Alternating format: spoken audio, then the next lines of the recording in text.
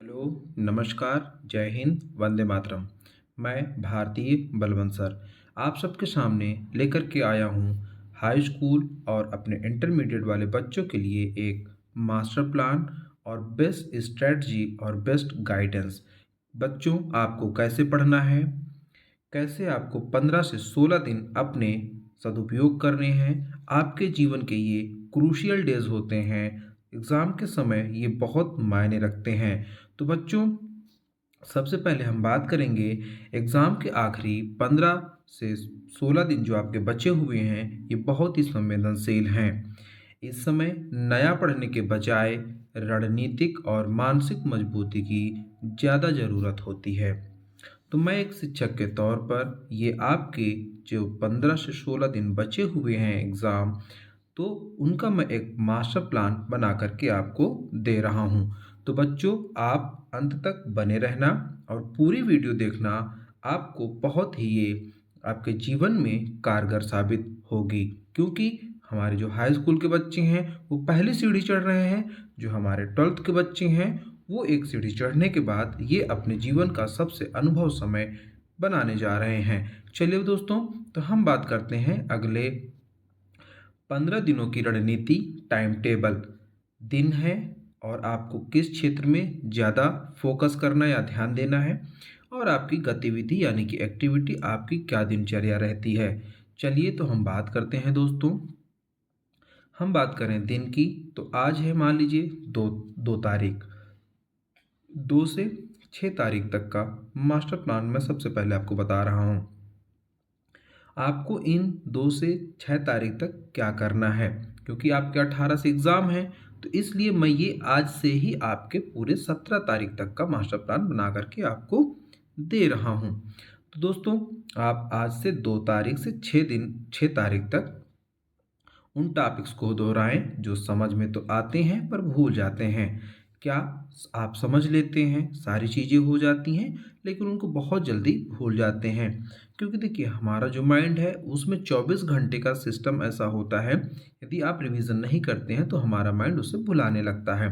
जैसे कि आपको डेट्स भूल जाती हैं, डायग्राम्स भूल जाते होंगे, फार्मूलाज भूल जाते होंगे। जैसे कि कई कई सारे फार्मूला होते हैं, मैथ्स में फार्मूला होते हैं, साइंस में आपके फार्मूला होते हैं, हिस्ट्री की डेट्स होती हैं, आपकी कॉन्स्टिट्यूशन यानी कि पॉलिटी की डेट्स होती हैं, बहुत सारी ज्योग्राफी में भी डेट्स होती हैं। तो बच्चों, ये आपको जाहिर सी बात भूल जाती होंगी, तो इनको 5 से मतलब 2 से 6 तारीख तक इनको बिल्कुल बेहतर तरीके से डेली दोहराना है। अब बात करें दोस्तों, अब 7 तारीख से 12 तारीख तक का प्लान आपको, उस दिन तो आपने सारे सब्जेक्ट को दोहराया उतने दिन में, ठीक है। अब आपको क्या करना है, जब सारे सब्जेक्ट आप दोहरा लेंगे तो 7 से लेकर के 12 तारीख तक आपको अब स्कोरिंग टॉपिक्स देखना है, जो आपके एग्ज़ाम की दृष्टि से स्कोर आपका बढ़ा सकते हैं। तो चलिए दोस्तों, बताते हैं आपको जिन चैप्टर का वेटेज ज़्यादा है उनके पिछले 5 साल के पेपर PYQS सॉल्व करें, जैसा कि आपको अनसॉल्व पेपर बहुत से मार्केटों में प्राप्त हो जाएंगे। चलिए अब हम बात करते हैं दोस्तों 12 से 16 तारीख तक के प्लान का।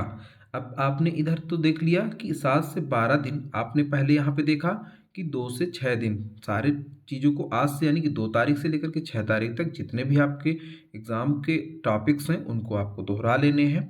फिर 7 से लेकर के 12 तारीख तक जो टॉपिक्स आपने दोहराए थे उनके PYQS सॉल्व कर लेने हैं।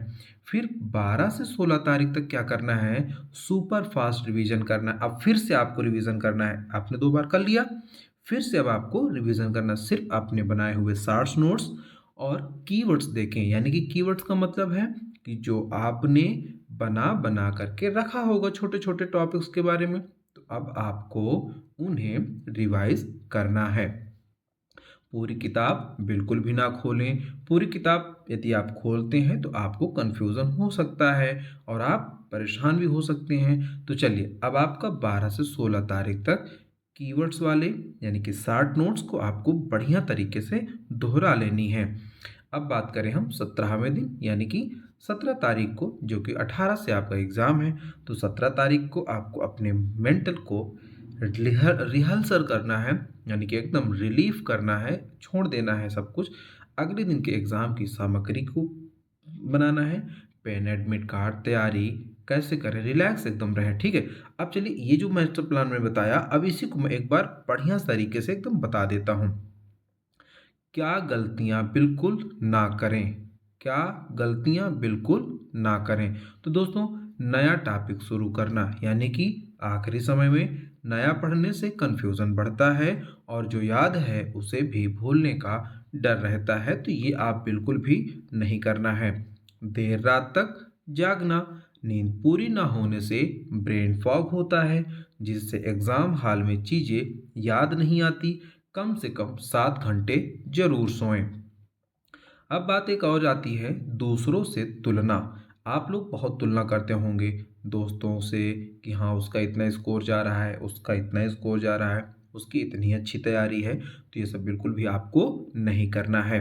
दोस्त ने कितना पढ़ा है या पूछना बंद करें, इससे सिर्फ तनाव या स्ट्रेस बढ़ता है। अब बात करें दोस्तों जंक फूड की, तो भारी और बाहर का खाना आलस और बीमारी ला सकता है। हल्का भोजन लें, बिल्कुल रिलैक्स रहें। अब बात करना है दोस्तों सिलेबस रिवाइज करने का सही तरीका। बिल्कुल भी आपको मैं सिलेबस को रिवाइज करने का सही तरीका एकदम बताने जा रहा हूँ, ध्यान से सुनना दोस्तों। एक्टिव रिकॉल यानी कि जब भी आप पढ़ाई करें सिर्फ पन्ने ना पलटें, एक टॉपिक पढ़ें, आंखें बंद करें और खुद को समझाएं कि आपने क्या पढ़ा। अब चलिए हम बात करते हैं कीवर्ड्स तकनीकी की। उत्तर यानी कि आंसर को रटने के बजाय उसके मेन कीवर्ड्स याद रखें। एग्जाम में उन्हीं के आधार पर अपनी भाषा में उत्तर लिखें। तो दोस्तों, अब हमें लिखकर अभ्यास क्या करना है, कम से कम महत्वपूर्ण डायग्राम और मैथ्स के स्टेप्स को एक बार बिना देखे जरूर लिखें। जैसे कि एक बार आप अपनी फेयर से देख लें, उसके बाद उसी को अपने आप से लगाएं। क्या आप लगा पा रहे हैं या नहीं। चलिए, रिवीजन ना करने का नुकसान। अब ये चौथा पॉइंट जो है ये बहुत ही इम्पोर्टेंट है। रिवीजन ना करने के क्या नुकसान हो सकते हैं। अगर बच्चा इस समय रिवीजन नहीं करता है तो उसे इंफॉर्मेशन ओवरलोड का सामना करना पड़ सकता है। जैसे कौन कौन सी चीज़ें हो सकती हैं, एग्जाम में पढ़ा हुआ है पर याद नहीं आ रहा वाली स्थिति पैदा होगी। आप कहेंगे कि मैंने तो इसको पढ़ा था लेकिन मुझे ये याद क्यों नहीं आ रहा। क्यों? क्योंकि आपने उस समय रिवीजन नहीं किया है। चलिए, और दूसरी बात, आत्मविश्वास यानी कि कॉन्फिडेंस गिर जाएगा जिससे आते हुए सवाल भी गलत हो सकते हैं। और दूसरी बात, समय प्रबंधन यानी कि टाइम मैनेजमेंट बिगड़ सकता है क्योंकि दिमाग को उत्तर खोजने में ज़्यादा समय लगेगा और वहाँ एकदम फिक्स समय होता है, उतने ही समय में आपको तुरंत याद करके लिखना होता है। यदि आप पहले से रिवीजन करे नहीं होंगे, वहाँ पर जाएंगे तो आपको चीज़ें याद नहीं आएंगी, फिर समय लगेगा और आपके प्रश्न छूटने की भी चांसेस बढ़ सकते हैं। चलिए अब हम पांचवें टिप्स की बात करते हैं बच्चों। तो मानसिक स्वास्थ्य यानी कि मेंटल हेल्थ का ध्यान रखें।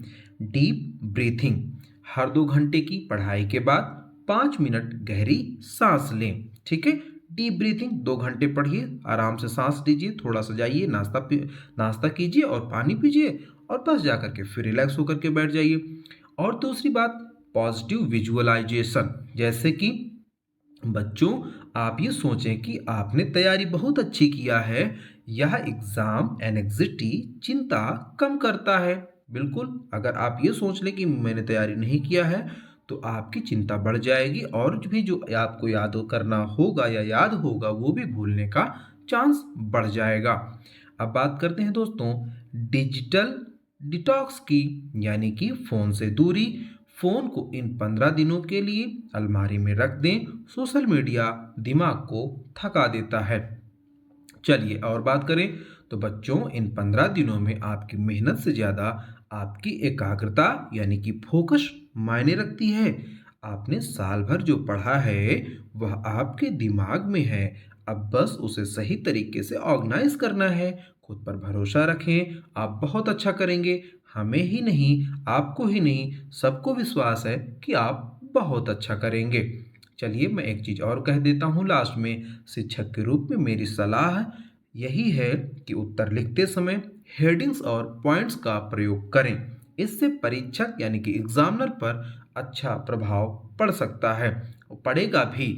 और यदि आप कीवर्ड्स लिखते हैं उसमें उसके नीचे अंडरलाइन कर देते हैं, ब्लैक मोटे पेन का इस्तेमाल करते हैं, स्केच का इस्तेमाल करते हैं, उसकी हेडिंग्स को बढ़िया तरीके से बनाते हैं, दोस्तों आपको ब्लू पेन या ब्लू स्केच या ब्लैक स्केच का ही इस्तेमाल करना है। वहाँ पे रेड पेन ये मान्य नहीं होगा, ग्रीन पेन मान्य नहीं होगा।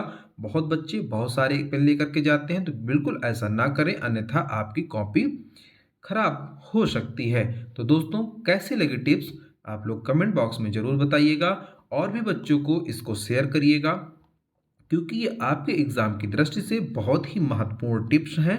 और इन चीज़ों को ज़रूर अपनाएं, गलतियां ना करें और एग्ज़ाम दें अच्छे से।